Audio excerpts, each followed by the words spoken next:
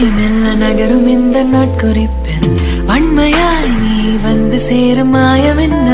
என்னவோ செய்கிறாய் நீ என்னாயுள் எல்லைகள் போலாகிறாய்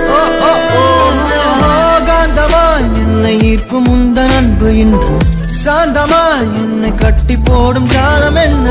கேட்கிறேன் கூரடி பெண்மையே